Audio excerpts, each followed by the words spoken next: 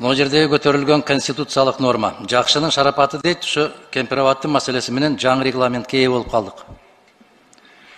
Бирок, ушул жаңы регламентте 65-беренин 4-пунктунда так даана кескин түрдө жазылып турат. Эл аралык келишимдин конституциялуулугу жөнүндө конституциялык соттун корутундусу сөзсүз керек. Ким бар? Адилет министри барбы? Ким жооп берет? Урматтуу Алихан Кесенбаевич, азыркы регламентте ошол норма бар болсо, ал мурункуда да бар болчу да, Нуржигит Кадырбекович айтып кетти.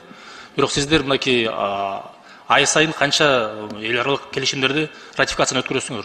Ал жерде эч кандай бүт ар бир ошондой закон келгенде Конституционный суд заключение бербейт. Анан регламентте точно так менен азыр жанында жок экен текст. Алардын мыйзамы бар, конституциялык мыйзам бар, конституционный суд боюнча. Ал жерде жазылып турат, что Конституционный суд дает заключение в случае неопределенности и при наличии обращения. Вот мен жооп ушундай. Анда сабатсыз экенсиз.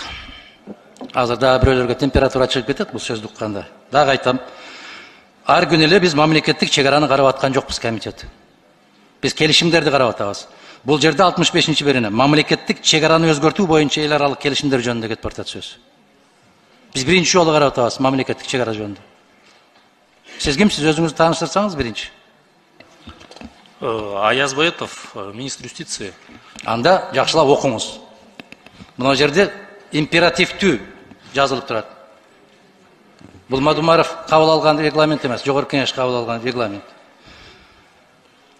Экинчиден, мыйзамсыз. Азыр карап атканыбыз мыйзамсыз. 1000 жолу кыйкырам, мыйзамсыз. Азыркы карап атканыбыз мыйзамсыз. Бул заман өтөт, башка бийлик келет. Сөзсүз түрдө ушуну караганда менин чындык экендигимди, депутаттардын чындык экендигини 1000% кийин колдойт. 1000% колдойт, эсиңерде болсун. Себеп мыйзамсыз. Муну колу бутту бурап, тийиштүү чечимди кабыл алдырыш деп эсептелинет. Ошол эле 65-беренеде турат. Эгерде жогорку кеңеш эл аралык келишимди ратификациялоо жөнүндө маселени кароону кийинкиге калтыруу жөнүндө чечим кабыл алса, мындай чечим жүйөлөштүрүлүүгө тийиш. Жүйөлөштүрүлүү бул конституциянын бузулушу, Нурлан Тургунбекович.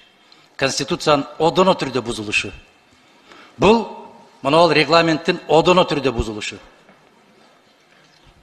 Муну мен эске салып коеюн. Жооптуу кишилер кийин жооп бере турган